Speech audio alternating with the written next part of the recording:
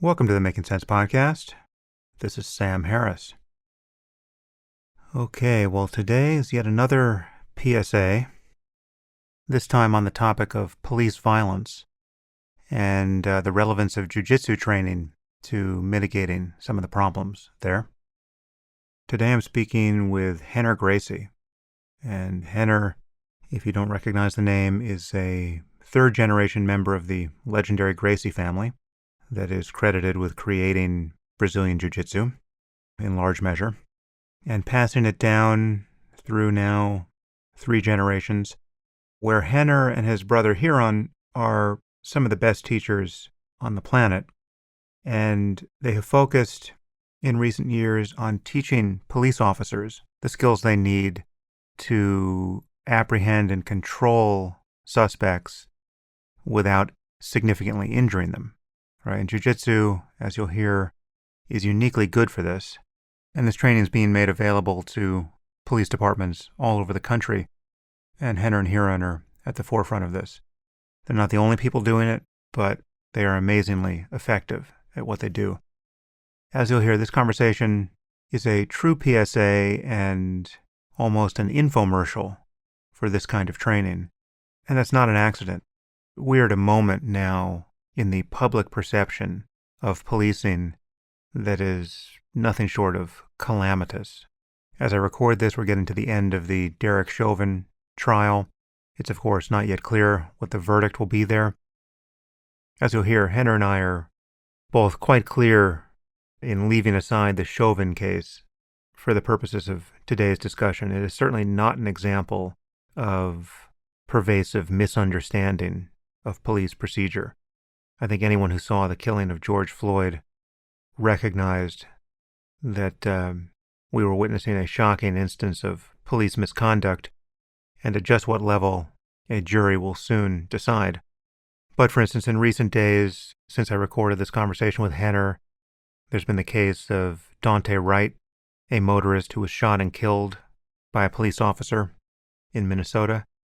And this, if you've seen the video, it's about as clear as it can be that the police officer, Kimberly Ann Potter, thought she was drawing her taser when she was in fact drawing her firearm.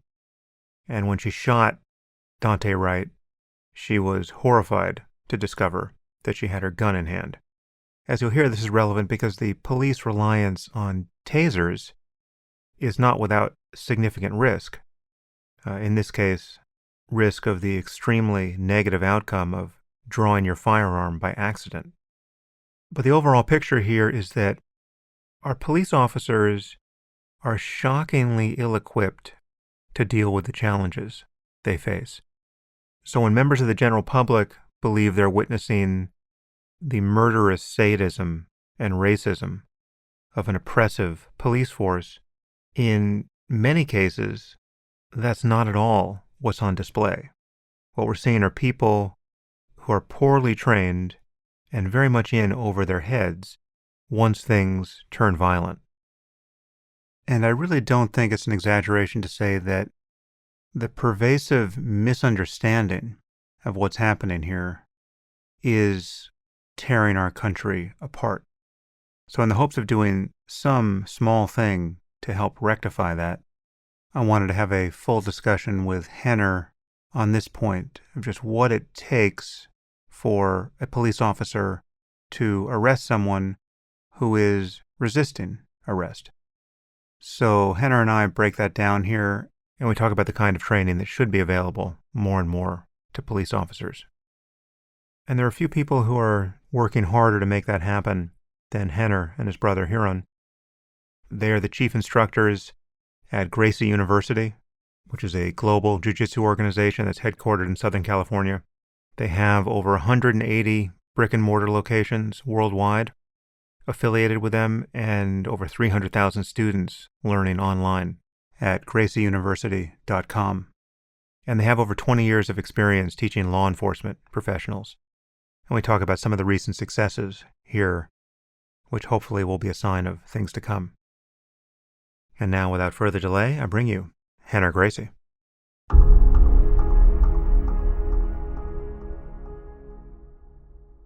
I am here with Rener Gracie. Henner, thanks for joining me. Sir, how are you, man? My pleasure. Thanks for having me. And yeah, how's it going? Yeah, so I was telling my producer Stacy that this is the marriage of one of the lower energy voices on Earth, my own, and one of the higher energy voices on Earth, yours. And so yeah, I'm gonna have to snort cocaine over here or do something to bridge the distance between us, or you're gonna Oh have to slow man. it down. Yeah, I think it'll create it's a perfect marriage, and Yeah. your all your listeners and fans will be in for a delightful, perfectly balanced conversation about the state of law enforcement, jujitsu, and whatever else you want to talk about. Yeah. So let's set this up properly. So first, I mean, I've spoken about self-defense and martial arts and jujitsu in various places on the podcast before, but you contacted me because I mean, many of us are seeing kind of troubling signs in police behavior and training and ideas about what should be legal and illegal in terms of kind of the escalation of force procedure on the side of the cops. And there's just so much confusion about what is going on in the world with respect to the cops and violence, both warranted and unwarranted. And so you do a lot of training, you and your brother Huron, who's been my main jujitsu teacher, do a lot of training with the police. And so we really want to jump into that and talk about it. And it's obviously an incredibly timely conversation given that, we are now recording this during the trial of Derek Chauvin for the killing of George Floyd.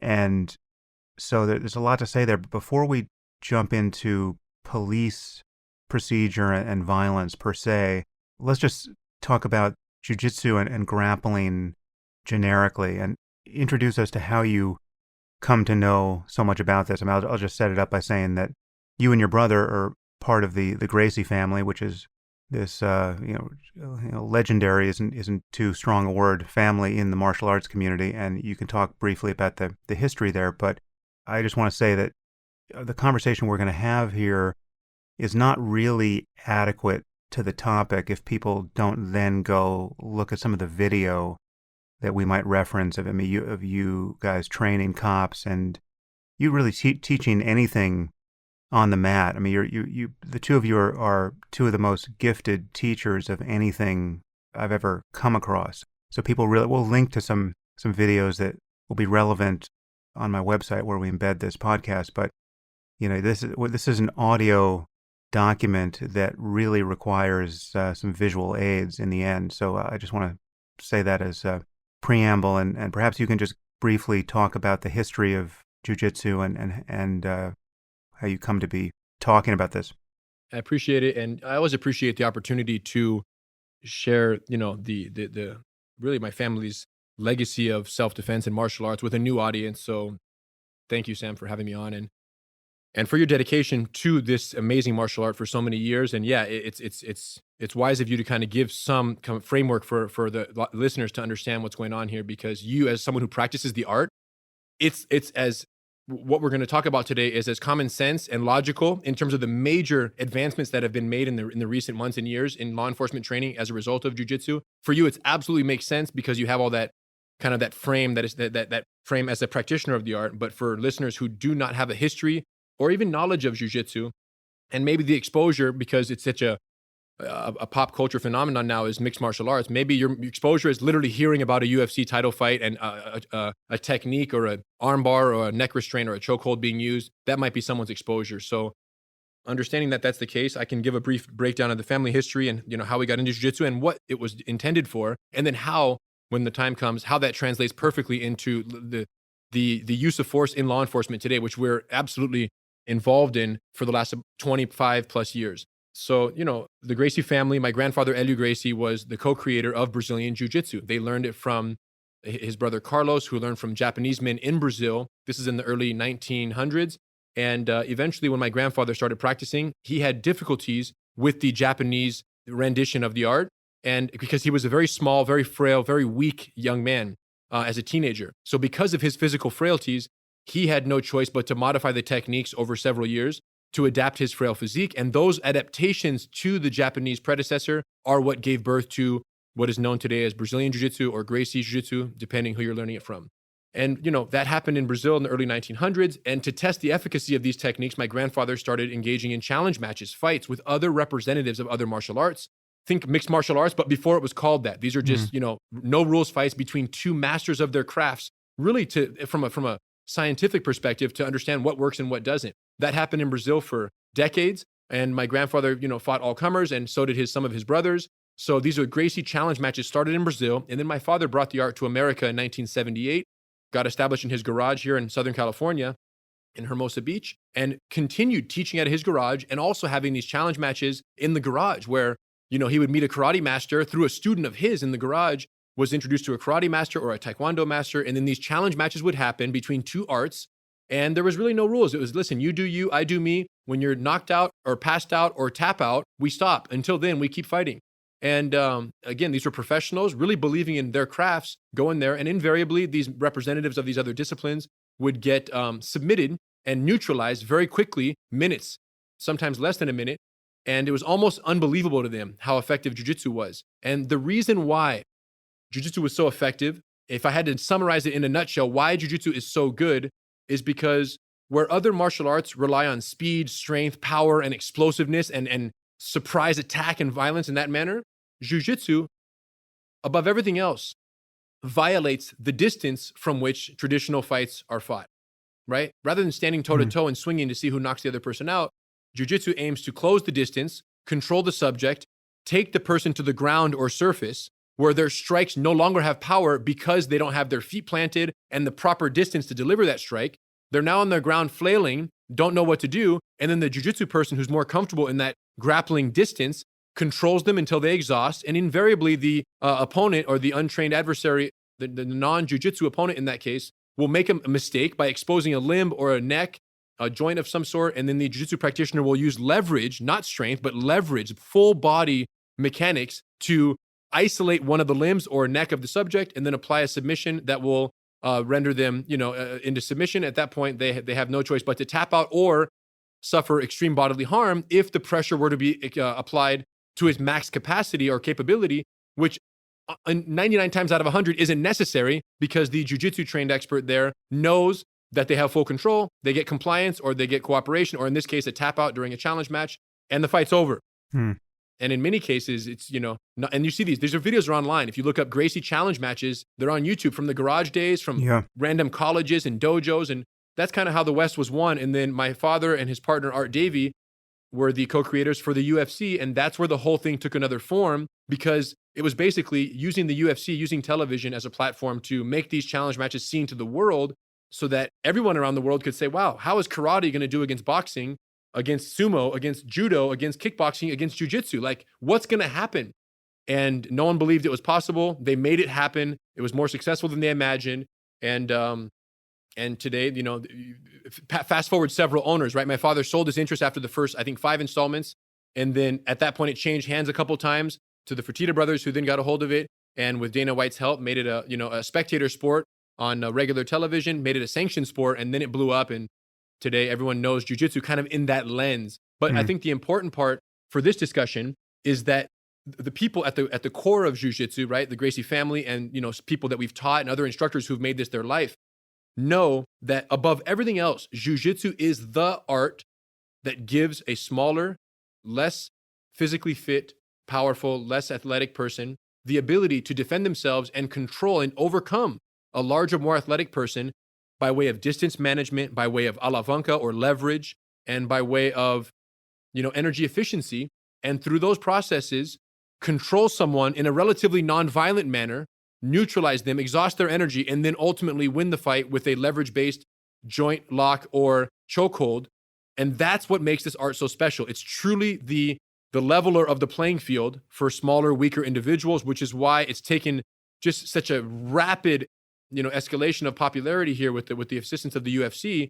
It's now becoming the martial art to learn as an adult or as a child, right? Where historically, karate and taekwondo were more associated with children, right? Developing confidence and discipline. More historically, you'd see that association. And as someone got older, they would stop doing taekwondo or karate. Well, with jiu-jitsu, it's the opposite, right? You're living proof of that. And every other person who's just a lifelong fan and practitioner of the art, it's so engaging. It's so effective. It's so reliable, and it allows people to neutralize violence without violence. Mm. And that's what I think has, such pertinence to today's discussion regarding law enforcement. Yeah, I just want to pick up on a couple of points there. One is just for those who are not fans of mixed martial arts and don't really know the significance of what happened in the UFC in the Ultimate Fighting Championship, which it was 1993, right? It was the first one. Correct. November 12th, 1993. Yeah, so your father Horian launched that, and it's become this major sport, which is great. But we should recall that it really was in the beginning, and for the longest time remained a virtual science experiment to discover which martial art was the best. Really, I mean, it's like, so under conditions of the minimal rules. I mean, there are now more rules than there were back in the day, but virtually no rules apart from eye gouging. I mean, that you could even, if memory serves, you could even strike to the groin in some of those first competitions, or at least people did. I mean, it was as close to a street fight in a ring as anyone had ever seen, and there were no weight classes and no time limits, right? And if I add, it was a single elimination 8 or 16-man tournament in the same night. Yeah. So you had to fight 3 times to win in the same night with no time limits. Yeah, it's like the movie The Game of Death, where Bruce Lee has to fight someone on every floor. If you're going to win that thing, you have to just keep advancing through opponents. And so your uncle, Rener Gracie, won to the astonishment of virtually everyone who didn't understand what was likely to happen here. The dominance that he showed in those initial bouts over people who were, obviously bigger and stronger and obviously thought they were going to crush him. And the fact that he did it all by, as you say, closing the distance and, essentially strangling people, it was mystifying, and it created a total reset of the thinking around martial arts and martial arts competition. And I mean, since things have moved on, I mean, the primacy of jiu-jitsu is less noticeable now because people from every discipline, whether they start out as a college wrestler or even just a stand-up striker, if they're going to get into mixed martial arts, they're going to learn a lot of jiu-jitsu, whether they call it that or not, because it is the necessary foundation for grappling and certainly submission in the sport now. So we shouldn't give the false sense that jiu-jitsu is all a person needs to know now to succeed in mixed martial arts. Obviously, there's a lot of striking and specialization in that space, but it has unique relevance to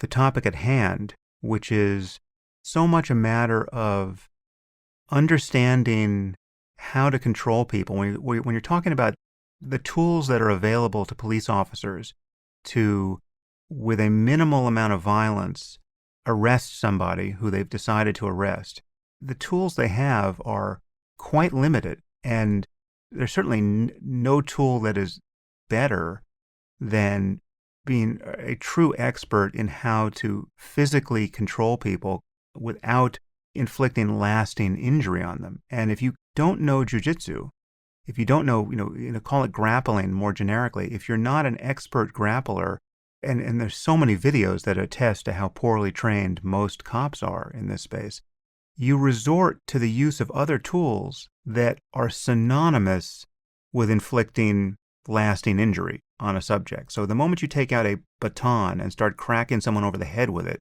right, that is going to work by a principle that is synonymous with neurological injury.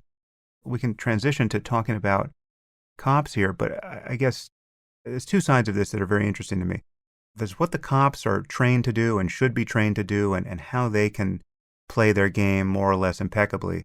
But then there's also the immense amount of confusion people have over the significance of how the people getting arrested can behave or misbehave.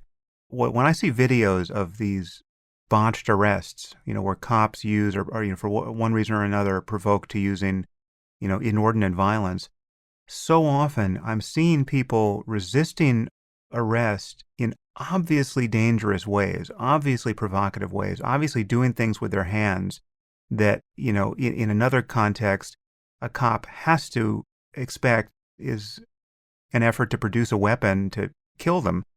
And these things are going off the rails because so many people just do not understand the cop's eye view of this encounter. So I think we should talk about both sides of this, but that's just to set you off and running in the direction of what cops should and should not be doing here.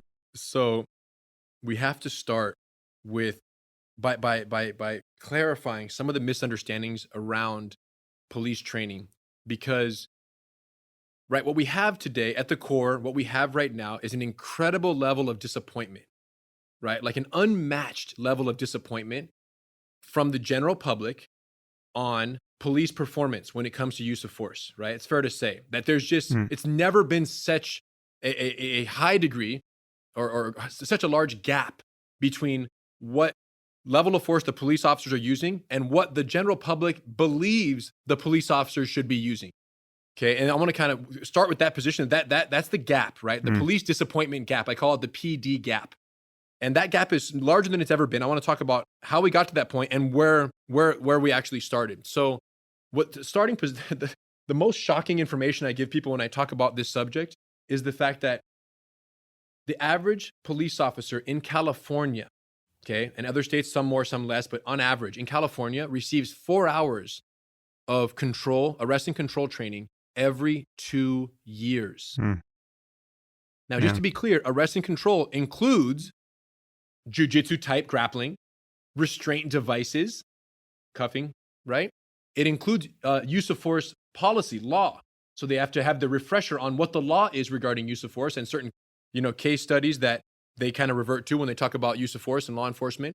So in 4 hours, it's not uncommon, and this is not me guessing. This is the actual trainers here at local California agencies telling me this. They say, Henner, in 4 hours, it's not uncommon that only one of those hours at most is physical control tactics that the officer can use when they're taking someone down and controlling them in a violent resisting of arrest situation, right? So when you hear that 4 hours every 2 years, which means basically 2 hours a year, but you split those 4 hours up and there's only an hour of grappling, which gives you an average of 30 minutes potentially of grappling jiu-jitsu type training annually for an officer, it gives some framework to what we're dealing with here. So when I see the state of the country right now, and people are like pissed that cops are using too much force and defund the police, and there's a lot of things going on there, I'm torn because I'm going, I don't think the general public knows how little training we're talking about them starting with. Yeah. And then the question, when you see an excessive use of force, it's for one of two reasons. It could either be the cop was incredibly well trained and they're abusing their power deliberately, right? For any number of reasons, they're flexing their power and they're going above and beyond and they just want to show how they can hurt people and they go and they do it. There's another possibility here though, that the cop is so disastrously undertrained. The actual end user street cops are so disastrously undertrained that when they enter into these violent, incredibly intense, life-threatening altercations, even when there is no weapon present from the subject, there's always a weapon on the officer's hip. So every engagement is a life or death engagement when there's a gun on the officer's hip that can be taken from them, which is not uncommon. So when they're in these life and death physical altercations or arrest scenarios, and this is your expertise, so you can correct me here, and they experience the amygdala hijack, right? Where their survival response takes over because they're so undertrained that they do not know how to handle the situation. And as a result, when the amygdala hijack happens and they lose prefrontal cortex control, now all of their decisions are fight or flight or freeze or survival mode, fear-based responses that are really automatic and they don't have much of a choice in the matter. They're no longer themselves. And the level of force they use at that point, it's a complete toss in the air of what's going to happen. Nobody really knows. And that's why we get so many uses of force that are so disastrous. So the point I'm making is that my experience, and every single time, Sam, that I go to a GST, Gracie Survival Tactics, is our law enforcement week-long 40-hour certification course where these cops learn the Gracie tactics and they become trainers that then go back to their agencies and teach their colleagues. The problem is in those courses, we teach them for a whole week and they learn a ridiculous amount of information and they become proficient when they test out of that course. When they go home and the California agency, the chief says, yes, you can train our officers. They call them in-service officers, the ones that are the street cops. You can do an in-service class for 4 hours. And out of those 4 hours, this every 2 years, you can teach 1 hour of GST. So the fact that we're teaching the cops great techniques that are nonviolent is really insignificant, because when they go home and teach it 1 hour every 2 years, really on average or less, there's no recall capability. There's no reflex development in that amount of time. I have students that train 1 hour a week, 2 hours a week, and they're still white belts after a year who could finally put this stuff together. So the level of undertraining cannot be overstated.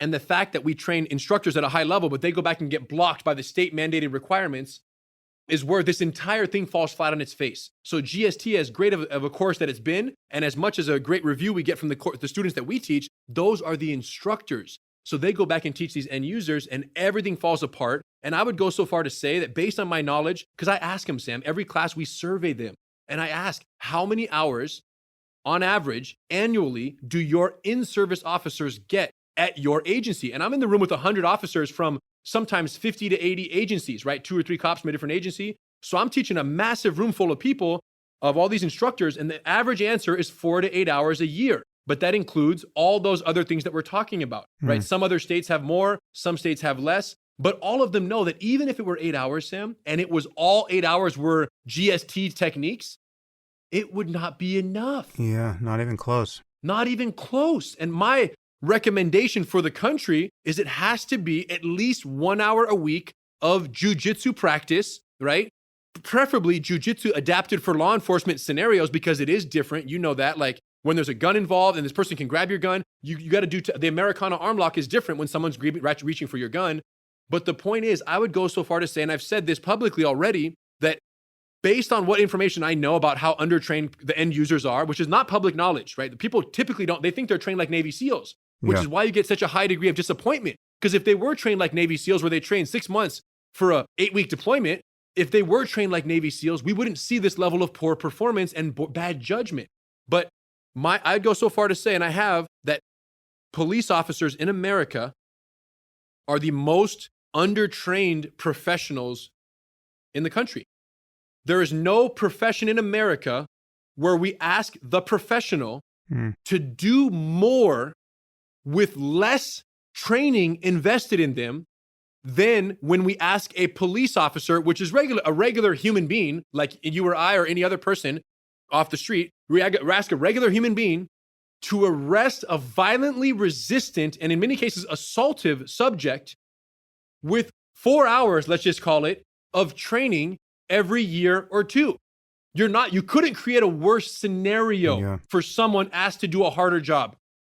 Yeah, I'll simply add, I don't actually know the exact numbers, but I know that the story with respect to firearms training isn't much rosier. I mean, the assumption is that cops are very well trained with guns and with and have all the scenario training that tunes their intuitions with respect to when to draw a gun and when to fire it. And it's just amazing how little effective firearms training 664 hours, Sam, is the state mandated requirement of training by California Post, Peace Officer Standard of Training, to be a police officer in California. Every state has its own. In California, it's 664 hours to become a cop. Just for comparison, it's 1,600 hours to become a cosmetologist and 1,500 hours to become a barber. So both of those require more than double the training that it takes to become a police officer in the United States of America, California state of the United States. And every other state has slight deviations from that. But the point is, to your point, that includes firearms, that includes hand-to-hand combat, that includes arrest and control, that includes legal policy and everything else in between. So even on a macro level, what it takes to become a cop, I was talking more on the micro annual arrest and control, 4 hours a year. On the macro level, we're setting these cops up for disasters, because you're taking a regular human who in many cases has never been in a fight in their life. You're giving them 664 hours of training that include everything under the sun, but not nearly enough of everything, right? So they learn a little bit about everything, but they're masters of nothing. And then you give them a gun and a badge and say, go enforce the law. And they think that because they have a gun, that people are going to listen to them. So the moment that someone says, I'm not going to jail, spits on the cop and starts walking away, and now you're asking this regular human who played high school graduated high school, played video games every day, all day, 4 hours a day, went in, joined the police department, and became a police officer. Not all of them, but I'm just saying, this is possible, right? You're getting a kid who's never played a sport, never been in a fight in his life, or her, and now is being asked to arrest a violent person without any substantial training in the skill, right? The grappling and or jiu-jitsu skill set that will allow them to do that in a way that A, protects themselves, right? First and foremost, protect the officer, but secondarily and very importantly, protects the subject in the process. So listen, the amygdala hijack happens, as you know, when there's an actual or perceived loss of control. And in law enforcement, a high stress law enforcement situation where someone resists arrest, an officer can very quickly go into the mental framework of, oh my gosh, I can't control them. They're not listening to me.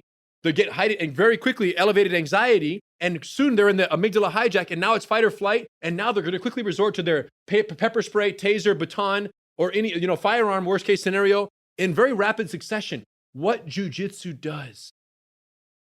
Look at you or me, Sam, for example, who've invested years in a skill set that allows us to be in close quarters with someone, control them against their will, and do so without hurting them or ourselves. Think about how we would respond in a situation where there's a suspect who's behaving erratically and violently and not cooperating, and we decide we have to take this person down. We have so many options before this situation becomes deadly because we've invested in the skill set and we're confident. And as a result of that confidence, the perception of loss of control comes much later. It requires much more violence and chaos for you or I to perceive the loss of control than for an officer who does not know how to control a violent subject with their bare hands. And that's what we're fighting for. We're fighting to get more training for officers because when I see these videos go viral and people are so quickly to judge it as an abusive use of power by the police officer, and just because it's on topic, the Derek Chauvin case, I'm not referring to that, right? Right. To me, that was an abusive use of power. That was not in my case, I would not classify that as, oh, he's undertrained, therefore he overutilized his force. He had the guy cuffed prone. There was not really any threat to him or other officers, and he kept the knee on the neck for far too long. And the anatomy of how that affected his blood flow, we can discuss later if you want. But the point is, I'm not speaking about that. I'm talking about the 99% of other videos where it just gets out of hand, crazy, and the cop escalates force unreasonably to the public who see it on video.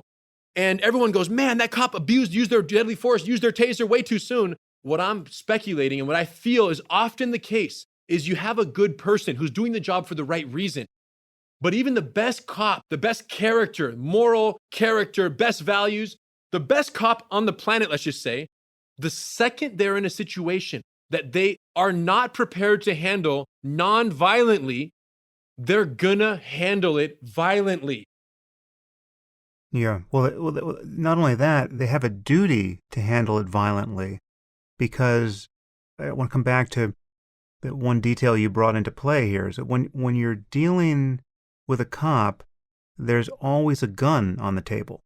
I mean, this is something that people just simply do not have intuitions about. So when you see some of these videos where someone starts resisting arrest and they start, pushing a cop or, grabbing, the cop tries to restrain someone, tries to start cuffing someone, they start resisting, they start pushing back, it becomes a grappling match, or, the guy's girlfriend runs up and grabs the cop to stop him from trying to cuff the boyfriend or whatever it is.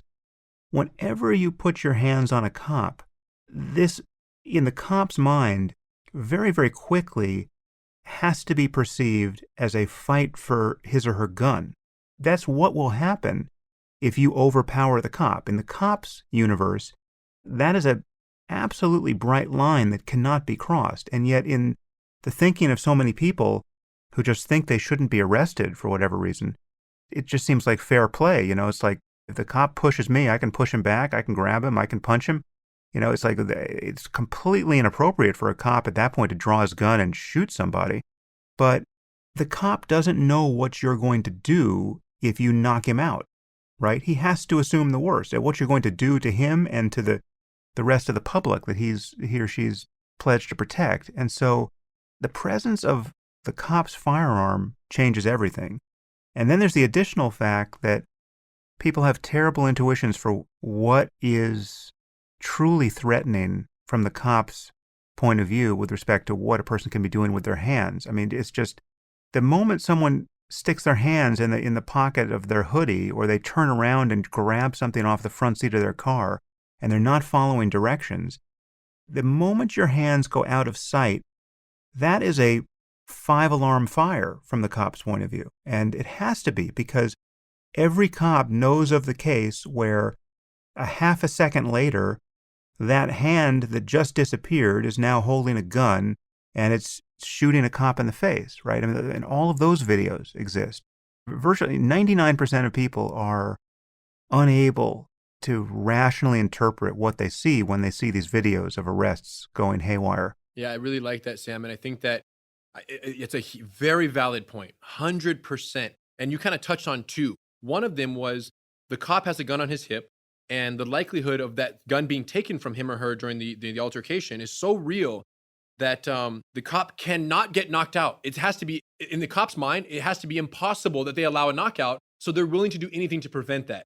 And the other one is letting the suspect's hands, be out of sight, and kind of splitting those two apart. Regarding the cop having the gun on their hip and the risk that presents in every situation, I agree. And I think that people are completely oblivious to those realities, because cops understand and have seen all the videos and have done all the research and have had the training and have ultimately been told, right, that, if you get knocked out, they could take your gun, they can shoot you with it. So the cop knows that, but the general public doesn't know that. So they think they can, rustle and tussle and just kind of grab and push and be aggressive with an officer, not knowing that the officer can't play that game because of the risks that await them, because the stories have happened.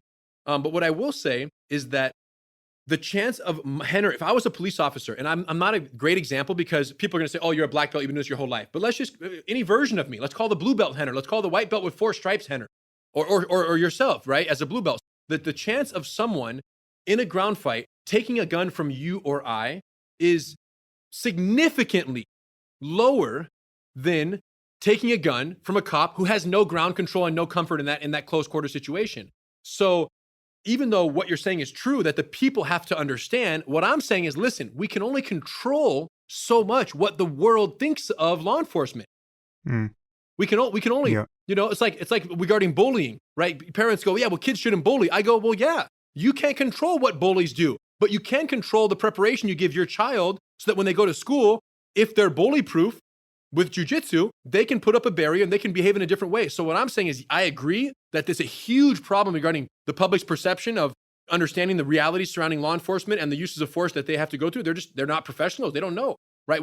They just don't know, right?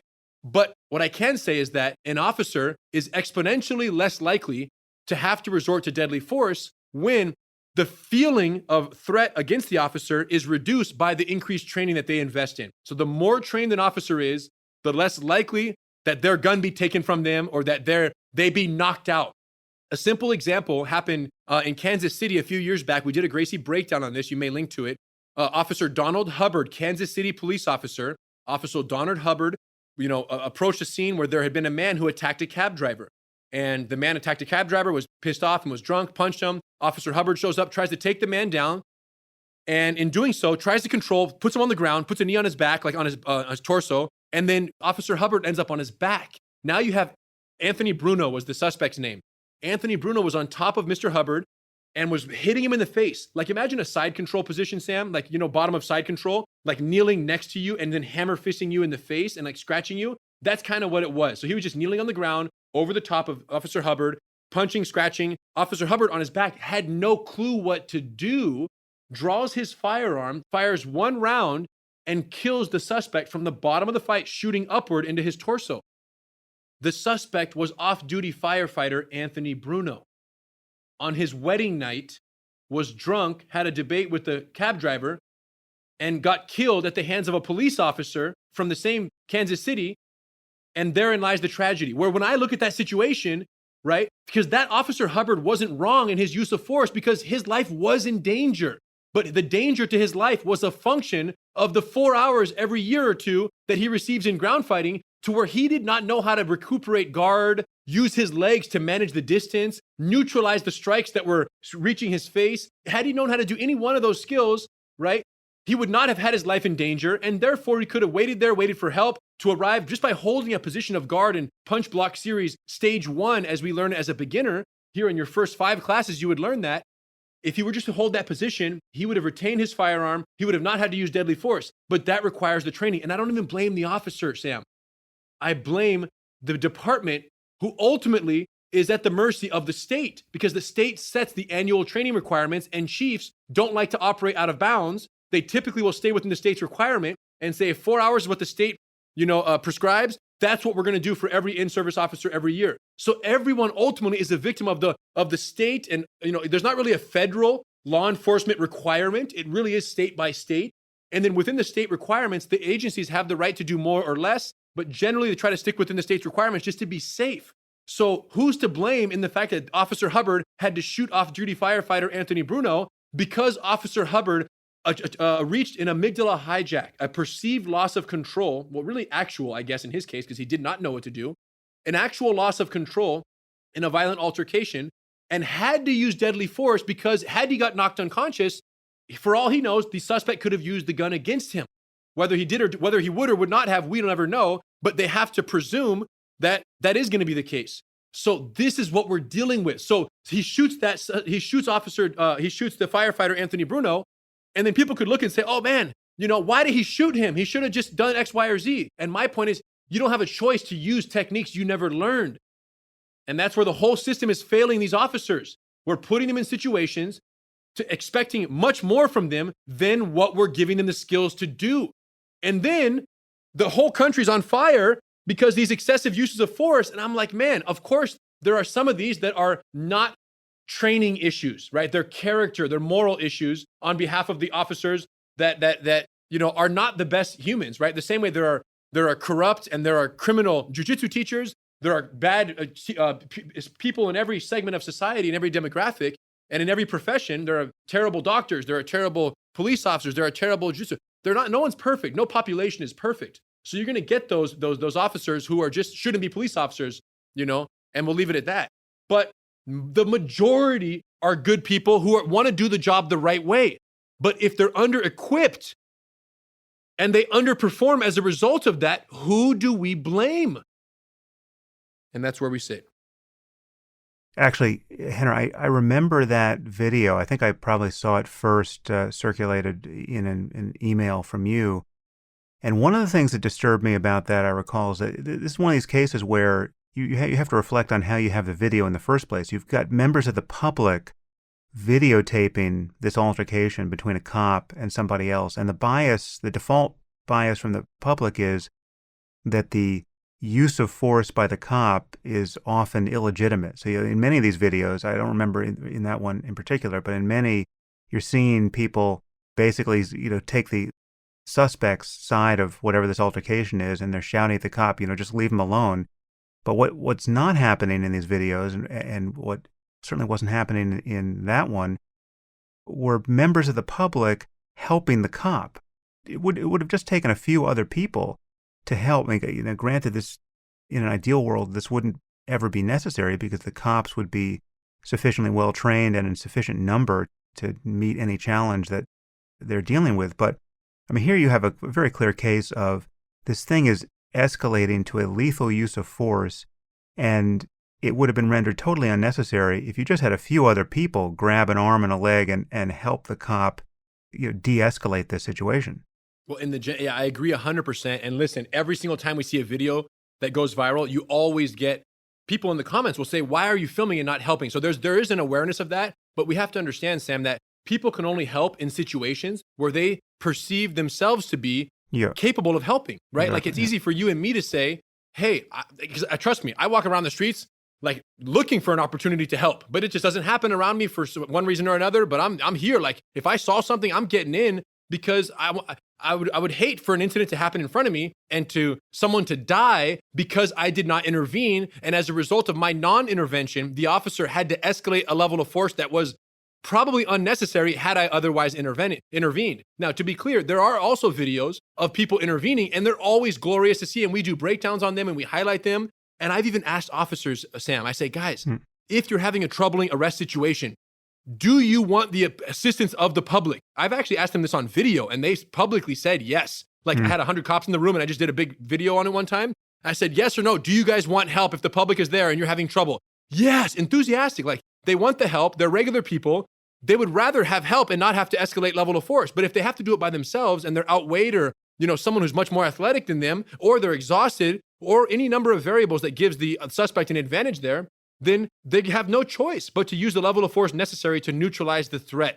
And the whole point is I agree that people could help. I agree that people could know not to grab a cop's gun or not to push back when a cop does X, Y, or Z. So there are things we can teach the public. But again, the whole proposition and my whole position in all of this is that may happen over time, but I don't know what the right solution is to get to all of the people of the world. But I do have access to most of the law enforcement organizations and departments in the country. And if we can simply increase their capabilities, we will lower the level of force across the entire country. We will see less viral videos. We will see less rapid escalations of force. We will see less amygdala hijacks. And ultimately, cops will eventually, with proper amount of training, perform at a level that the general public expects them to, Sam. That's the whole key in all of this. Because when expectations are met with reality, or when reality meets expectations and vice versa, nothing is remarkable. Do you understand? That's just the definition of expected. It's just normal. So when a cop takes someone down, ties them up beautifully, maintains the mount, twists them into a handcuffing procedure, and then cuffs them and walks them into the car, people look at that and go, that was unremarkable. But what's wild, Sam, is today's day and age, the unremarkable arrests that just happen seamlessly and no problem are remarkable. Yeah, it's like Batman to the rescue. Yeah, but they're so unusual because the training is so disastrous. So it kind of begs the question of like, man, have cops always been this bad? Why is it such a big deal now, right? Why is this becoming such a big deal now? And I will say with confidence, and cops have verified this kind of off the record with me, as I say, guys, why is the public and the cop law enforcement relationship in America right now as bad as it's ever been? Worst ever is right now. Why? And they said, and ultimately the conclusion is this: the public visibility of police performance and uses of force has never been so high, right? The public opportunity for accountability by the public has never been so high because every incident is recorded with 17 different cameras: dash cam, body cam, security cam, phone cams, 3 phone cams. So you have all these people filming incidents. So while public visibility has gone through the roof, police training standards, Sam, remain where they were in the 1970s. They haven't upgraded nationwide. The states have not said, okay, now that the visibility is so much higher, we probably got to brush up our arrest and control skills to 12 hours a year instead of 4 hours a year in our state. That hasn't happened yet. So we're literally sitting at the crossroads between archaic training practices and new age accountability and visibility opportunities for the public. That disparity between those two things is why there is such disappointment and why there's such uproar from the public. Now, let me just tell you this: change is happening. It's gradual, but the fact that that disappointment gap is so large and the public outcry is so substantial right now for better policing and reform, we'll call it, of some sort, some defunding, some agree that better training is the way, some just want to cancel police altogether. I mean, you have the full spectrum, right? But where I sit, here's my thing, right? Because at the core for everyone is they don't want bad cops. They don't want to give a gun and a badge, Sam, to someone who's going to abuse that power. That's the general, right? People don't mind a good cop, right? And people don't mind even people who are anti-police and want to defund will call the police if they're getting robbed, right? So people want a good officer with good intentions to come do the job and protect and serve and have a high, reverence for human life. Like that's what they want, right? The challenge is how do you differentiate between good cops and bad cops? And I have a formula that I like to propose as one way that we can arrive towards a better decision on that one key variable that I think every civilian and every police department even would like to identify. And here's my proposition for that. In order to tell the difference between good cops and bad cops, we have to give all cops sufficient training for the challenges they face. And then you see which cops adhere to that training and which cops deliberately deviate and abuse their power. That's it. Because Sam, if I were to arrest grandma, let's just say Rener were to arrest grandma, I had a gun and a badge, Torrance police officer, Rener Gracie were to, and I'm not a cop for the record, I'm just hypothesizing. If I were to go arrest grandma and Sam, I took her down for a traffic violation and I pull her down, I trip her, throw her on the ground, get on top of her, and I start blasting her with punches in the skull. And you saw a video and you knew my record, you knew my training, and you knew all the backstory of why I took her down. Everything was perfectly clear. And you assessed that, you would say, man, Rener's a freaking bad police officer. Because for everything that I know about this case and everything I know about him, that was not necessary for him to use that level of force. And it's not like he doesn't have the training to accomplish the objective of neutralizing the threat and taking her into custody with lower level of force.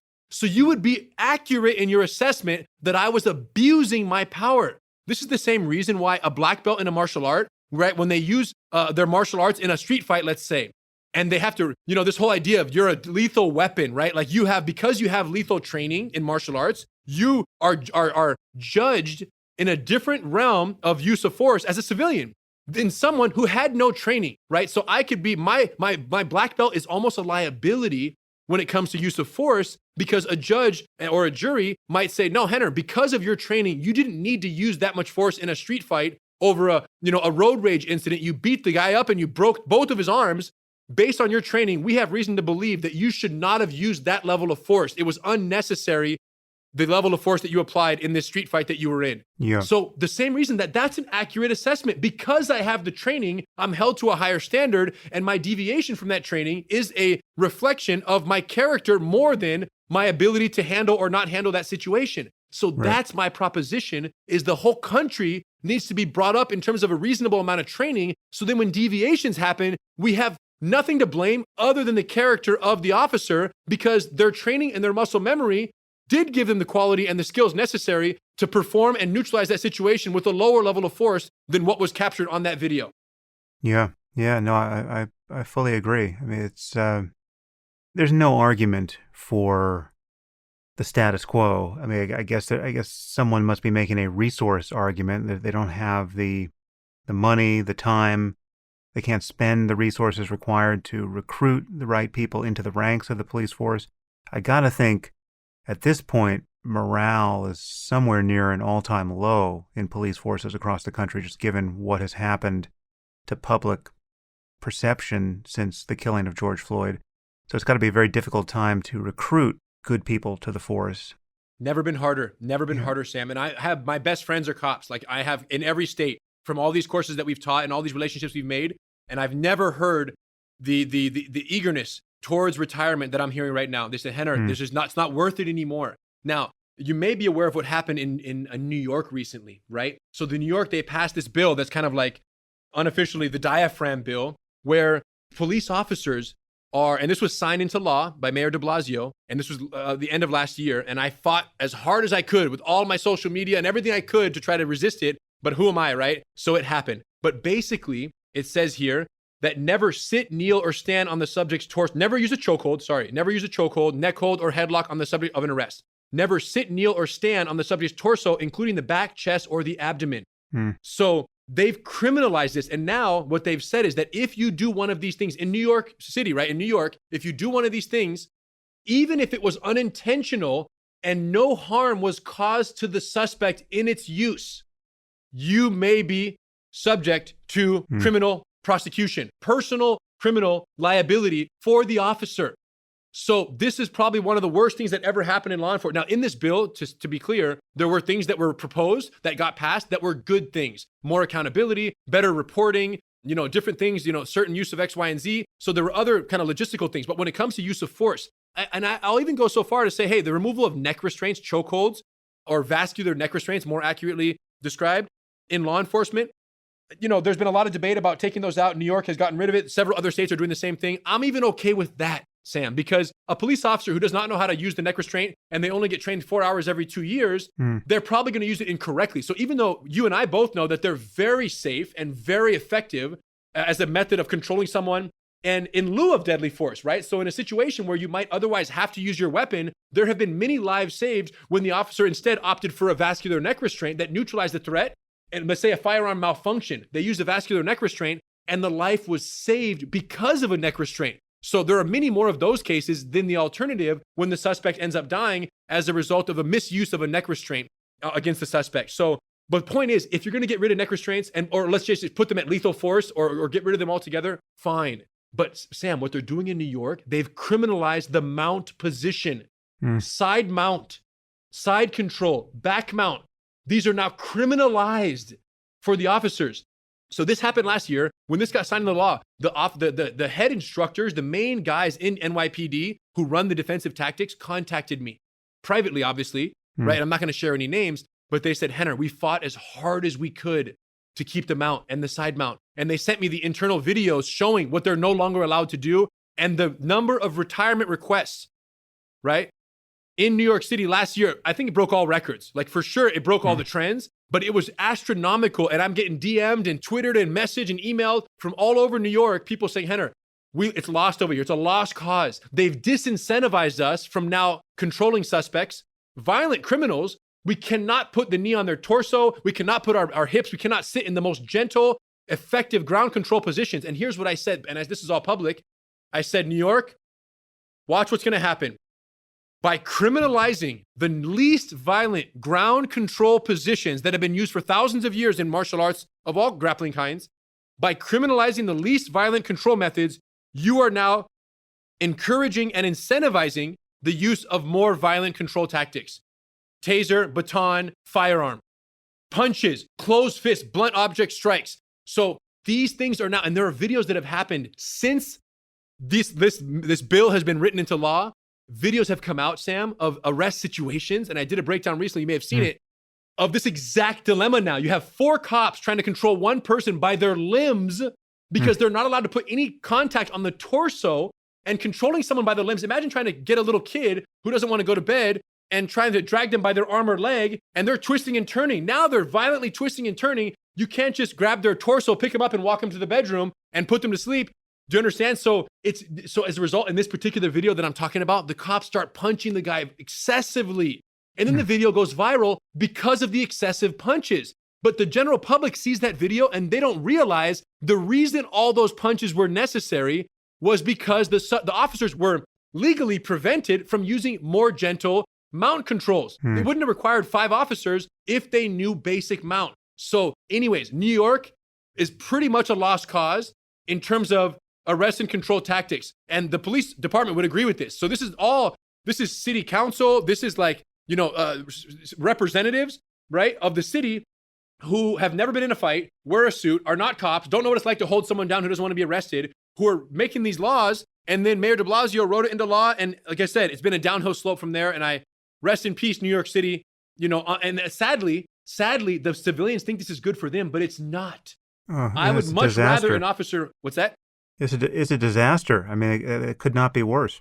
It could not be worse. It was an accident. It messed up. And now, because New York City's a lost cause, I'm setting my sights on being very vocal about how disastrous and how counterproductive this new bill has become, and warning other states that if they engage in this same type of reform where you just strip officers from these nonviolent control tactics as really a gross overreaction to their aversion to neck restraints. Really, it all started with neck restraints, right? Oh, neck restraints. And then, things happen and there's videos go viral and they say, okay, let's not do anything, even touch their torso, because the diaphragm, they can't breathe as easily when you're laying on their hips.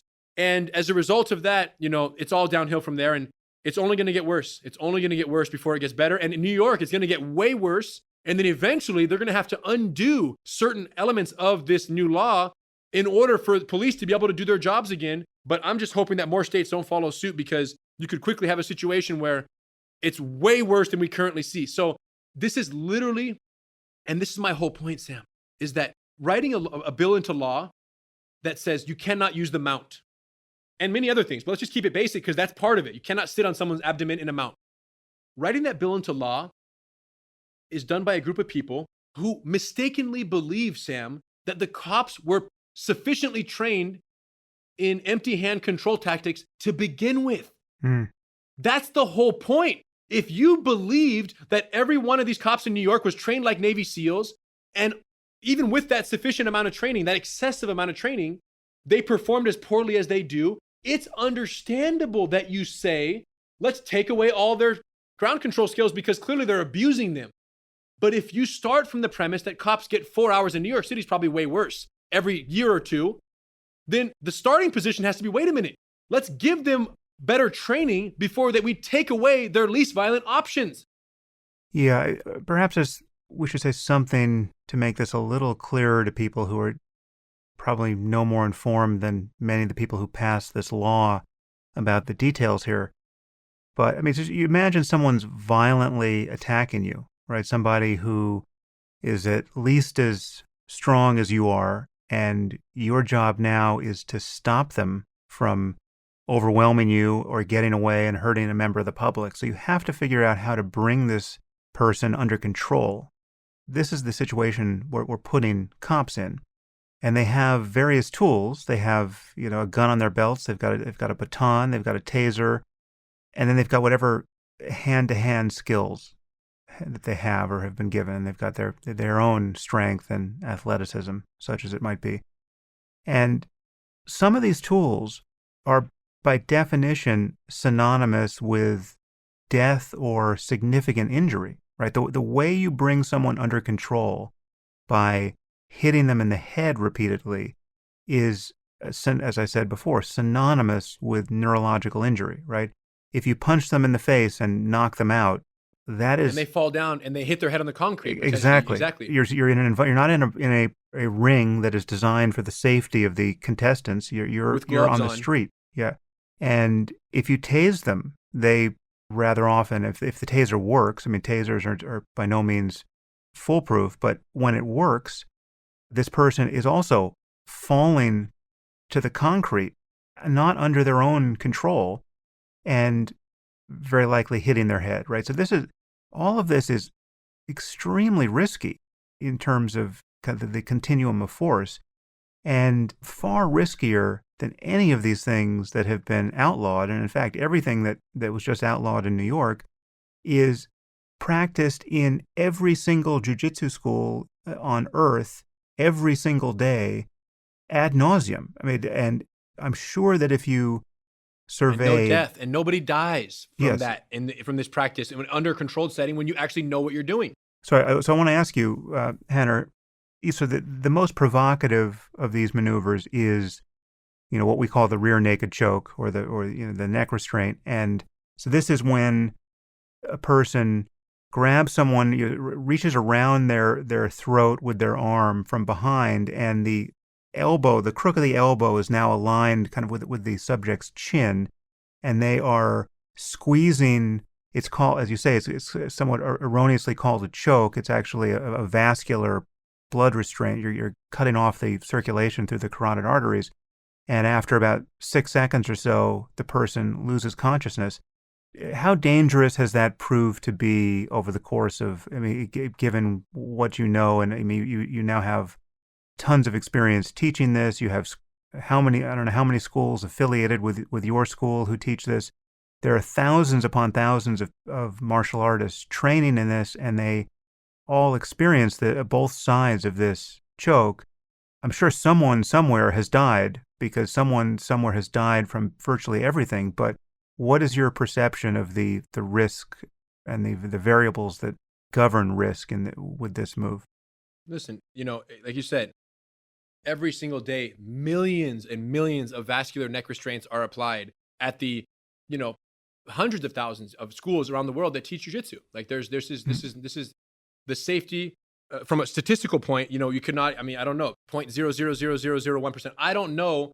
And it doesn't mean that it hasn't happened, of a reported death in practice, right, by someone who knows what they're doing, who has any degree of training with this, right? This is normally, we hear of death when it's used egregiously by someone who doesn't know when to let go, or they squeeze a neck restraint, someone passes out, and then you maintain pressure on an unconscious person's body or neck. Right. You maintain additional vascular pressure for, in many cases, what needs to be about 30 to 60 seconds after loss of consciousness is reached. So the amount of pressure and the duration of time that is necessary for someone to die from the use of a vascular neck restraint is substantial. Now, of course, when you consider drug, alcohol use, other medical conditions, those can play a part. But by and large, the technique has been deemed safe, right? In on all the studies that have taken place, and just anecdotally throughout the country and throughout the world in regular practice of martial arts, these are used all the time. So, but I think that pointing back to the New York situation, Sam, and you were kind of alluding to the violence of taser, a baton, right? These blunt force. And that's kind of just for the listeners out there, what you have to understand is that all the techniques that were outlawed are, monumentally safer than what is being encouraged now for these officers because they can't do it. And you started with the example that you were kind of painting of a violent criminal just committed a crime, wants to flee the scene or wants to assault an officer. Now the officer has the burden of not just neutralizing that person and taking them into custody for their own protection and for the protection of the public. The officer has the burden of doing that without applying any body-to-body contact on their torso, chest, back, or abdomen. This is unheard of. There is no way. It literally rules out. If you have someone who's violently resisting, if you imagine all the scenarios where you're able to take them down to the ground and control them so that they can be arrested, and you add to that picture the criterion that you have to do this without hurting them, you have basically ruled that out in virtually every case the moment you make those specific moves illegal.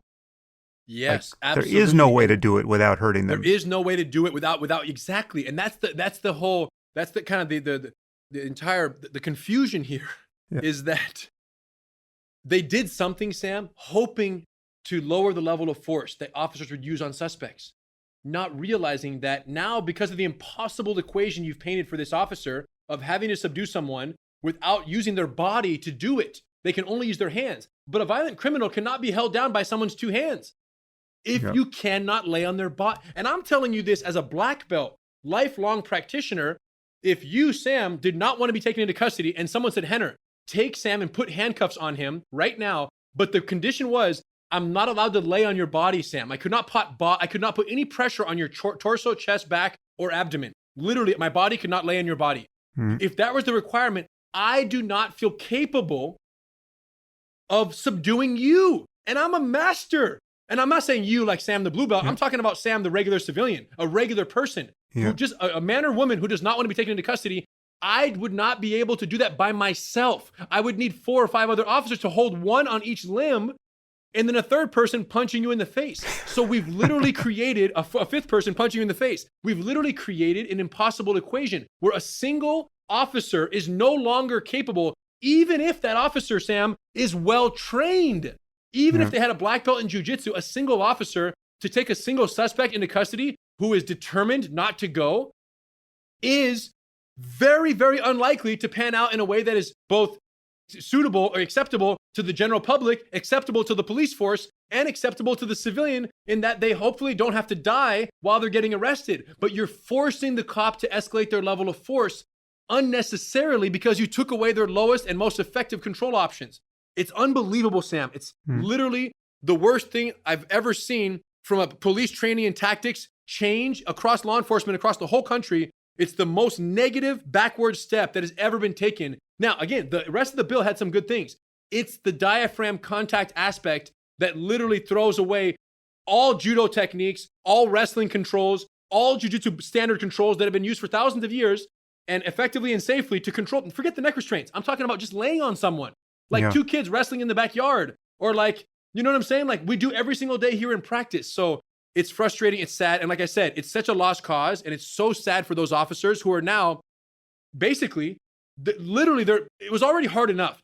Arresting someone on 4 hours a year of jiu-jitsu training was already hard enough. Now saying, hey, not only are you going to get that minimum 4 hours, but you're not allowed to touch their torso with any part of your body, or you're going to be criminalized. You're basically saying either be ready to use lethal force to stop the subject from fleeing the scene, right? Because at the end of the day, you have to arrest the person, or simply don't arrest them. Actually, this may be of interest only to martial arts nerds, but perhaps we can say something about why the often touted pain compliance kind of wrist locks are so hard to use in when you have a violently resisting opponent? Why can't you just teach a bunch of wrist locks and get past all of this?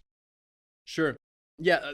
Any pain compliance technique requires healthy neurological processing to take place, right? So the second that someone is either drugged, intoxicated, or high on adrenaline in any way, shape, or form, where their pain tolerance, right, as we know, goes through the roof, then a wrist lock simply doesn't have the desired effect. And often, instead of pain compliance, you get what's called pain defiance, right? Which is a threshold. Because imagine if I grabbed one of your fingers, Sam, and I started bending it backwards. And I got to a point where it was uncomfortable and your logical brain said, yeah, he's going to keep going. I better listen to him. Imagine if instead of stopping at that point, I just tripled my level of force on your finger. Do you think that your processing would be, okay, I really better listen now? Or would you suddenly be tricked? Your brain would essentially be flicked into survival, amygdala hijack, and you would literally do anything on the earth to free yourself from that about to be broken limb. You're about to lose a finger or a broken joint. And the same is true for a elbow or a shoulder. You can go pain compliance while they're healthily processing the encounter, but the second the person's drugged or alcohol or their pain tolerance simply goes through the roof because of any one of these outside variables, you simply cannot do it. So my point is, what officers need to do is they need to control, body-to-body control for the first 100 seconds is what we teach. 100, not knee on the neck, not neck restraint. That would be crazy, right? I'm talking about basic side mount, basic mount control, basic back mount, 100 seconds to literally slow everything down. Yeah. And to teach remember UFC 1 when Hoist fought Art Jimerson, Sam, when he mounted on Art Jimerson and Art, was trying to bump, twist, and push him off, and Art could not escape Hoist's mount. And as a result of several seconds going by where Art could not escape his mount, this is one of his opponents in UFC 1, Art just tapped out. Yeah. What happened there? There was no submission. There was no knockout. Why did Art tap out? Because he couldn't get off his back. And he was trying as hard as he could, and he was ineffective at escaping from a superior supine back mount position. Hoist just laid on him. And at that point, Art was able to process that since he could not get out with all of his might, that it was only going to be downhill from there on out. It wasn't going to go well. Yeah. It wasn't going to go well. So that right there, Sam, is the #1 recommended law enforcement arrest and control strategy. Get the suspect on their back, not on their belly, on their back, and hold them there for 100 seconds with body-to-body control. Once the suspect has a chance to process that they're not going to get out at will. A whole processing happens in their mind. And they go, wow, I'm not going to get out. I can't get a hold of their gun because they have good underhooks and weapon retention. I'm not getting this officer off. Other officers are coming. At this point, they can kind of go into the process of maybe I should comply and just get this over with. But that as long as there's hope of escape, there is going to be savagery from the suspect. And what I'm saying is to kill the hope, you have to use the 100-second rule and maintain that top position on a supine suspect until help gets there or until their spirit is sufficiently broken that they will comply with the pain compliance technique or simply verbal commands, which often work. Once the spirit is broken and they realize that they're really not going to get away, it's a whole different human that you're dealing with. So to answer your question, it's not as easy as it looks. And if you can't control body-to-body supine for 100 seconds, if that's not legal, there is no guarantee that you're going to get this person into custody off wrist, twist, fingers, joints, shoulders, elbows. Someone will let their arm break and then free themselves from this situation because they're high on some drug. It really is, you have to experience it to understand. But when you have someone who has much better training than you have in grappling, I mean, again, the mystifying thing is that they don't even have to be bigger than you. They could be smaller than you. But if there's simply a very significant mismatch between how you know how to wrestle based on your apish intuitions and the person who's holding you down, it is like there is something supernatural about it. I mean, it is like your adversary, in this case the cop, is functioning with a different physics. Your attempt to get up is completely hopeless, and only sufficient training can create that kind of disparity, and that is the thing you need to ensure that people get arrested in a way that doesn't require a continual escalation of force. So we've been painting a very unhappy picture here, Rener, but I know there are bright spots here. Tell me some place where this is working better than it is in New York. So I've been advocating, I briefly mentioned it earlier, I've been advocating for quite some time now that my prescribed solution to this use of force kind of pandemic in America is 1 hour of jujitsu every week for every officer in America. Boom, done. Logistically, how do we do that? Where does the money come from? Where do they do it? All secondary concerns. I'm just telling you what it needs to be because I know what 1 hour a week of jujitsu will create in a regular civilian. I see it all the time. And I know that that's the bare minimum someone needs to be sufficiently trained to get in a violent altercation and be able to just stay afloat and handle their business and not have the amygdala hijack take over, right? Like that's, to me, that's the key. And of course, that presumes after several months or, 6 months to a year of 1 hour a week, someone will be at a place where if they get into a fight, they're going to be able to at least stay focused, stay calm, manage the distance, manage the damage, control the subject, and at the very least until help arrives, which in many cases is all they need to do, right? Is for an officer. So that being said, I've been touting this loud enough for long enough that one of our agencies that we've been working with since 2009, Marietta Police Department in Marietta, Georgia. One of these agencies who's a GST certified. So they've had their instructors certified in our week-long certification, but like every other agency we work with, they get cut off when they go home and go to teach it. They're only allowed to teach for 4 hours a year, right? So Marietta, Georgia has been GST for about 11 years. And 2 years ago, almost exactly April 1st, 2 years ago, what happened was prior to that, a video went viral in Marietta that showcased the officers who, again, are getting their bare minimum annual training of GST and a few other tactics. These officers aggressively striking a subject on the floor in a restaurant. The video goes viral, right, for all the wrong reasons. And at that point, Marietta command staff ultimately say, hey, listen, we get upset at these officers for performing so poorly, but we're not giving them any better options. So it's on us to give them better options. And 4 hours a year clearly isn't cutting it. Look at the performance and look at this viral video. So that was kind of the tipping point there for them. So what happened? Marietta did something unconventional, unexpected, unheard of, and revolutionary all at the same time. They did a test, and I'm going to say his name, Major Jake King, was kind of the conductor, the man who pulled this whole thing together, right? The conductor of the orchestra here in terms of the Marietta transformation, and he deserves a lot of credit for taking this risk because he believed in jiu-jitsu. Here was the test, Sam. They were going to say, okay, let's get rookies because they've heard this. They've heard this proposition of jiu-jitsu regular weekly practice. So they said, let's do it with the rookies. Rookies in their police academy, the new hires, we can pretty much have them do whatever we want. And they have to do it because it's kind of like the guinea pigs, right? So they said, let's do these rookies and let's get them to do jiu-jitsu, mandatory jiu-jitsu at a local, carefully vetted, civilian-owned jiu-jitsu school where they go to regular classes of jiu-jitsu with civilians in the classes. Mm-hmm. Let's get them their uniforms and let's mandate that they go, I think it was twice a week was the mandated period for the 5 months while they're in the police academy. So they did it. They did it. And 5 months later, these rookies came out of the police academy training weekly. They have their academy all day. They go train jiu-jitsu at night. They have their uniform. They're regular jiu-jitsu students. And not surprising to anyone who does jiu-jitsu, but for seemingly to the shock of everyone else, these officers came out of the academy. These new rookies, brand new cops came out of the academy.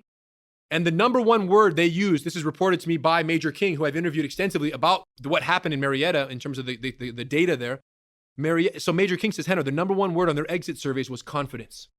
These officers left the academy with a greater degree of confidence than ever had happened before in the history of Marietta Police Department. They go into the field, Sam, and they start applying their techniques. And they're taking people down and they're arresting people. And there's actually a video you guys can link to. It's actually at gracieuniversity.com/reform. Has all of the Marietta data I'm going to share with you now and the video showing the use by these officers, their jiu-jitsu skills as rookies. So these guys come out of the academy and girls, and they have these use of force incidents. And Sam, they're taking people down. They're mounting on them. They're patting them on the back. They're verbally saying, hey, you're going to be okay.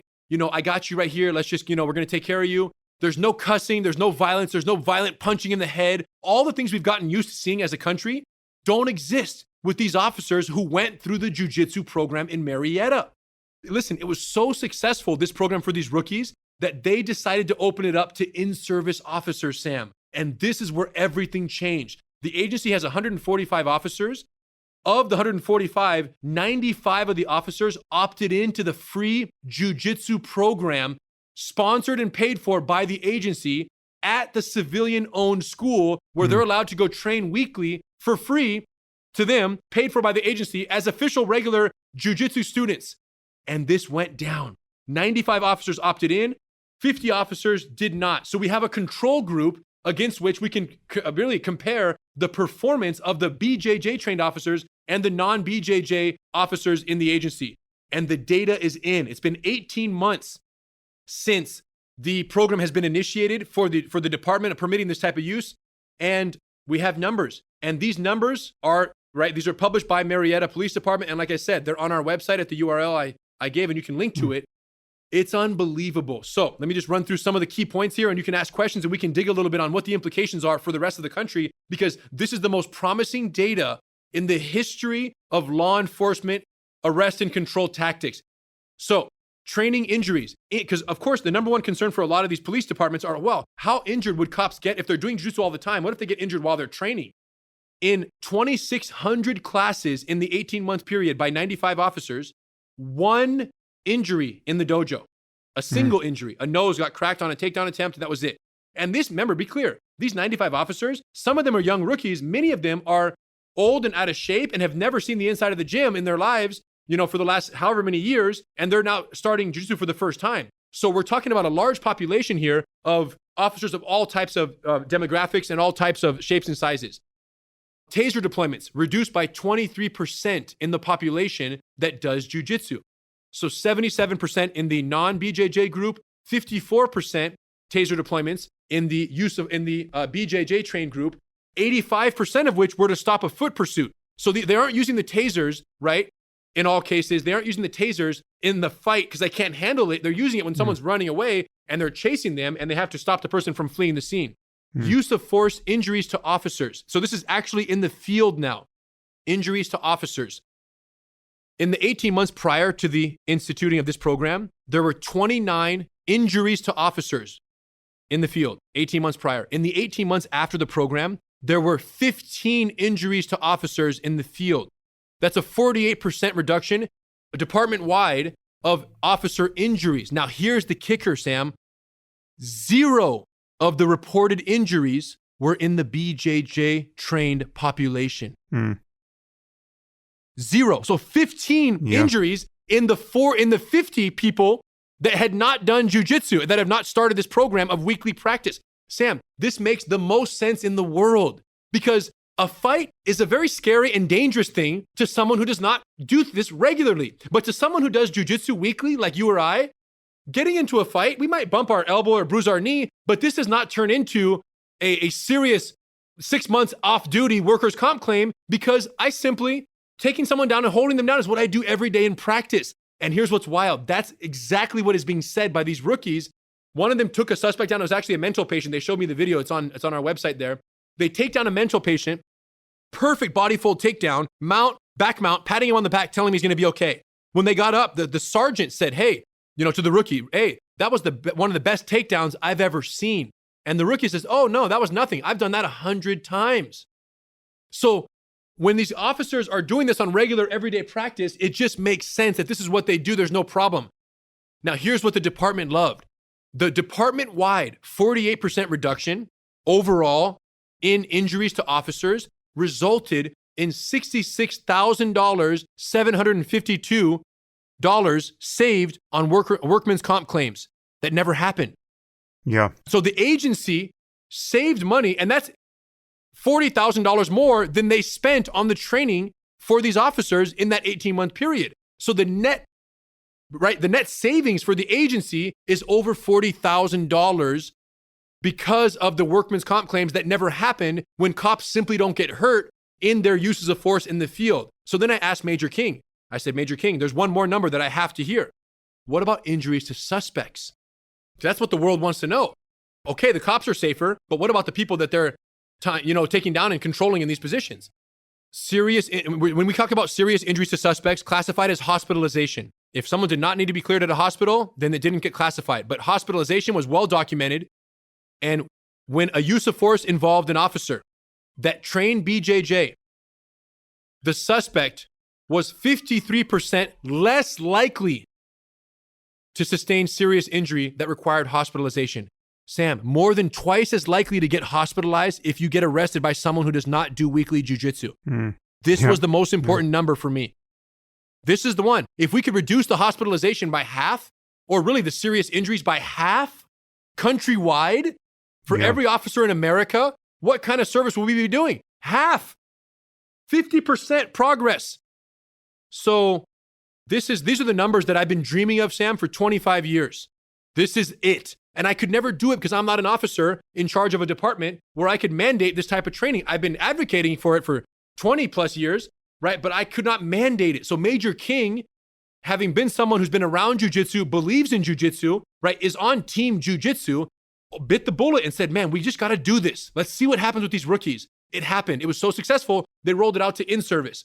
It was so successful at in-service, we've published this data on our website. And now Major King is being contacted by dozens of police departments every single week from all over the world because people are seeing the data that we've published and they're asking for his assistance to set up similar programs. And to be clear, the program that we're advocating for now is a partnership between a private, civilian-owned jiu-jitsu, carefully vetted civilian-owned jiu-jitsu school and a local police department with any number of officers who can send those officers for this supplementary training, weekly training at the agency. And then the question is, who pays for it?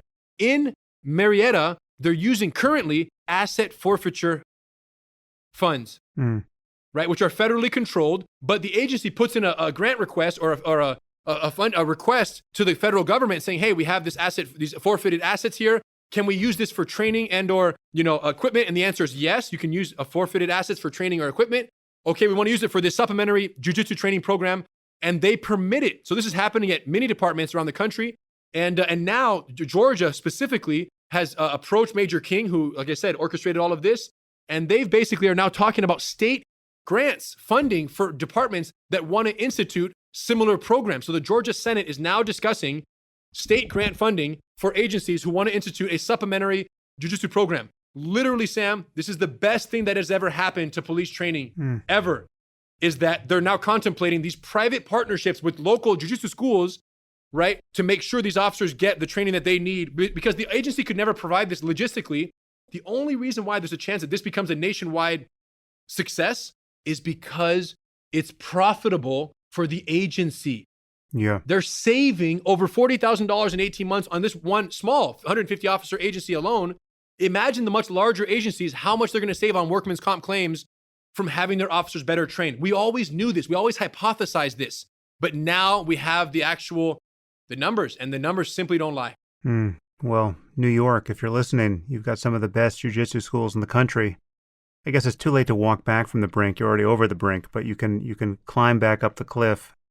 Rener, is there anything else we haven't covered that you think needs to get into people's heads here? I'm so excited. Yeah, I'm glad we did such a good job kind of setting up the current state of why police force is such a difficulty here in America.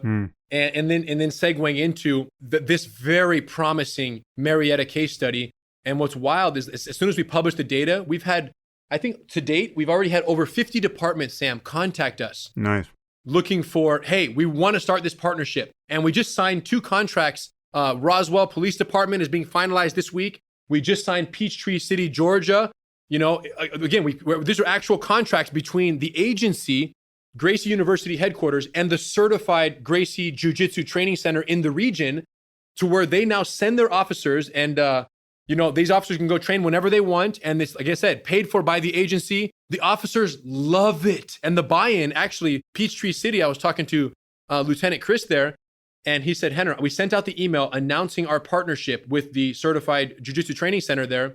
And I didn't expect the buy-in to be as solid as it was. The yeses, the enthusiastic yeses, it's almost like they're dying of thirst, Sam, these officers. They all know they're undertrained. They all know they're being put in life and death situations every day. On a cop's budget, a lot of them can't afford, $200 a month jiu-jitsu classes. But the way we worked it out with the agencies is the agencies only paying $10 per officer per class. And they're invoiced at the end of the month. So they only pay for the officers that show up.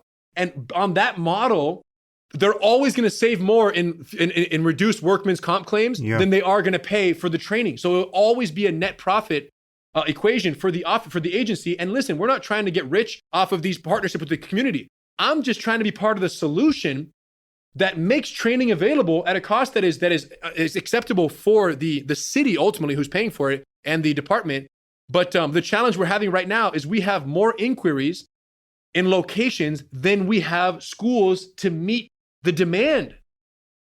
It's a crazy time. Like, so for me, like, it's just so remarkable that this is even being contemplated, that these government departments, essentially these institutions of government employees and police officers are being allowed to partner with civilian-owned martial arts schools. Like, this never happened. You never had a police department partner with a taekwondo school, right? So it never happened before. So it just speaks to A, jiu-jitsu's effectiveness and really remarkable effectiveness in combat, but B, a new wave in police training, which has never before even been contemplated before Marietta took the risk and made it happen. So I'm just so excited that we now have the data and that the world can now see that what we've always believed was true, that a cop is less risk a police officer. And we didn't even speak about the reduction in lawsuits, right? Because when you have less injuries to suspects, you have a reduction in excessive force allegations and subsequent lawsuits. Those savings have not even been factored into, right? And then, of course, the community relations nightmare of having a video go viral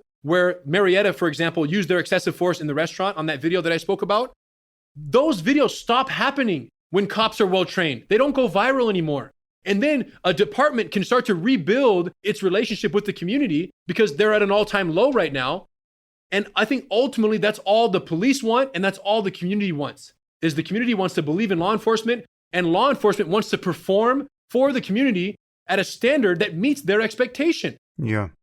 Is there a path for jiu-jitsu schools that you have no direct affiliation with the Gracie Academy to get certified in this specific police appropriate training? I mean, because obviously, there are schools that have slightly different training philosophies. They're more geared towards sport than self-defense, and yet, many of them could very quickly learn and adopt the most effective training here.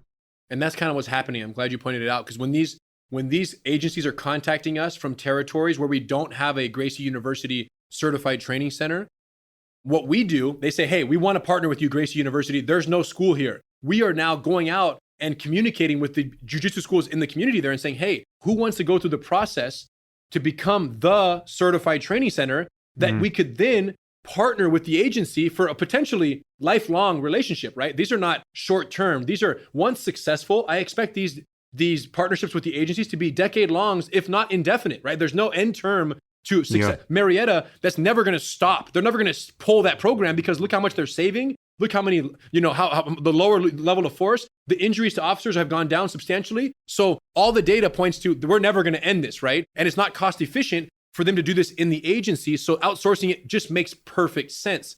But the point is, so we're having to go to territories and find schools like you're proposing to say, hey, do you guys want to go through the process? And the answer is yes. Gracie University certified training centers, it's not an affiliation program like you think of, Sam, in traditional martial arts where, we're your master and, you have to have our banner on your storefront. That's not what a certified training center is. Once you undergo the certification process to teach the courses that would make you a suitable partner for a law enforcement agency, you still can be affiliated with any other organization or any other master instructor. Becoming a certified training center, it just means that we can recommend you because the operating system for the programs that these officers would be exposed to are vetted and monitored and quality controlled by Gracie University headquarters. So the answer is yes, a school can keep their affiliation and still become a certified Gracie Jiu-Jitsu training center that would make them a suitable partner. And for any Jiu-Jitsu instructors or people out there who are interested in learning more about that, you can go to gracieinstructor.com.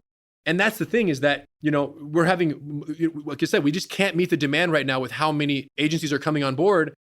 And it's just a uniquely exciting time for jiu-jitsu, for law enforcement, for the Gracie family who's been kind of fighting for this for 30 years in America. Like we're literally right now at the beginning of a new era in law enforcement training, and it's all centered around jiu-jitsu. So jiu-jitsu was already hot because of the UFC, right? Because it's just this growing sport and it's really effective. To know that the direction American policing is going is towards weekly jiu-jitsu for every officer in America. If you've been hesitant even if you're a civilian who's been questioning the effectiveness of jiu-jitsu, know that the time is now to learn it, just as a practitioner. But if you're someone who already does jiu-jitsu, who's on the fence of saying, man, I want to become an instructor potentially, it's the right time to get into the industry. I mean, of course, barring COVID restrictions right now, it's the right time to get into jiu-jitsu because the opportunity to partner with a government institution had never existed, and now it does. And you can learn more about every step that it takes on that process at gracieinstructor.com. And what's really cool is that we also create the opportunity for someone to reserve a territory for up to 12 months while they undergo the training they need in order to become a certified training center. They can make sure that their territory remains reserved.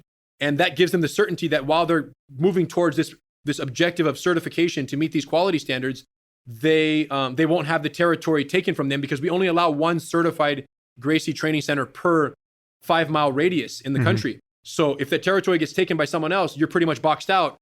So that's the one thing I would say is that, check out that territory reservation program and all the other details regarding certification. And you don't have to be a black belt. Someone can be a blue belt, follow our systems, and be able to teach other beginners, right, relatively speaking, the art and create an amazing learning opportunity. So blue belts, purple belts, brown belts, black belts, someone who's just getting into jiu-jitsu but fell in love with it and wants to teach it and make their passion their profession, now is the time to join Team Jiu-Jitsu. And we've created a perfect path with that territory reservation opportunity. And this is what we do. We open schools and we service the community. And now we're partnering with these police departments. So it's never been so exciting, and all thanks to Marietta. But it had to get this bad for this change to happen, Sam, because I'll tell you what, law enforcement in America, it's a very slow moving institution, right? The whole idea of law enforcement, they don't want to change anything. So, in that sense, all the negativity, all the things that have gone wrong in terms of just the public outcry, the excessive uses of force, it sucks that it happened, but I'm telling you, the country is changing. Law enforcement is changing as a result of that outcry. It's fantastic. And we really, as you point out, we're at the bottom of the valley here. I mean, we're literally having this conversation during the Derek Chauvin trial. And I don't know if you feel the same apprehension that I do around the outcome here, but it's easy to see that if some significant justice isn't meted out to him, that the nation could erupt over it, both for understandable reasons and for reasons that are perhaps in part based on the kind of misunderstandings of police conduct and police training that all the facts aren't in yet, and I certainly wouldn't want to say anything exculpatory about Chauvin himself at this point, but it's it could be quite dramatic if, based on some policy that as yet unexpressed at trial, we learn that he's not actually going to serve any significant time. But perhaps we'll close on this real world instance here. How do you view the prospects of a resolution to that case? Listen, I've been asked, and I did a small interview the other day regarding, and they asked me in the realm that I am an expert, right, which is martial arts, and I'm a lot of experience with neck restraints. And the question was posed to me quite simply: is it possible that the knee on the neck, right, since that's kind of the central topic of discussion there in this thing, is it possible that the knee on the neck caused his death, right? There are many other variables, but to what extent was that possible? And my professional opinion, jiu-jitsu found it. Again, I'm not the medical examiner. I don't know how much drugs he had in his body and his system, but purely speaking from a jiu-jitsu vascular neck restraint perspective, it is absolutely possible that placing the knee on the neck for the extended period of time that was placed by Mr. Chauvin there could cause someone could cause enough obstruction to the blood flow to cause someone to lose consciousness, and then the continued pressure after unconsciousness was met could absolutely, like any neck restraint that is held after someone loses consciousness, could lead to someone's death. So I do believe it could have played a part. I don't know what other factors were at play. I don't have all the details, but whether or not he's convicted of that or exonerated for some reason that we don't yet know, is yet to be determined. But my belief is that absolutely, knowing what I know, and people say, oh, because it's on the back of the neck, it wasn't a neck restraint. It wasn't plugging the carotids. Nope. You can plug the carotid indirectly by placing a knee on the back of someone's neck, and the front part of their neck being so flushly compress into the ground, into the pavement, which was the case there, that compression happens, indirectly even. So, and I'm very aware of many techniques, even in jiu-jitsu, where there's a very indirect application of pressure that is still very effective at creating the neck restraint and the loss of consciousness, or the submission in that case, or loss of consciousness if submission isn't achieved, or someone doesn't tap out. So I absolutely believe that it was possible. So we'll see what happens. And I agree that there may be if he's not convicted, that there will be an eruption that may even exceed what we saw previously in all of this. So well, as always, Rener, thank you for doing what you're doing. You're an inspiration, and one of the things I look forward to getting to the full reboot of civilization after COVID is the ability to train without concern. So see you on the other side of everyone getting vaccinated. I appreciate, man. Yeah, definitely looking forward to that. And I appreciate you, allowing your platform to be used to shed some light. And if nothing else, I hope what we accomplished today is that the general public can look at this and go, wow, police officers are asked to do more with less than we ever imagined, right? If the general public simply knows how undertrained police officers are, they'll at least second guess themselves before judging an excessive use of force, and know that it wasn't a function of an abusive use of power as much as it was a function of simply under preparation for a very high intense and dangerous situation that these cops are being thrown into every single day. And I think that law enforcement officers, for all they do, I think they deserve that. They deserve the consideration that, look, they're at least not being given the tools. And then, that's the bare minimum. And in best case scenario, let's keep chugging along until every police officer is just a regular practitioner of the arts. It just makes sense. If what you do is deal with violent physical altercations every day, you should be an expert in violent physical altercations. Stands to reason. Yeah, well, so needless to say, I consider this a PSA, and we will link to the videos that you recommend. There was one video of a botched arrest in a McDonald's, if I recall, with a suspect the taser. in socks. Tasered. Yeah. And if ever you want to see how the kind of training cops do not have, that's a great instance. So anyway, we'll link to that. And thanks again, Rener. My pleasure. Thank you, Sam. Have a good one.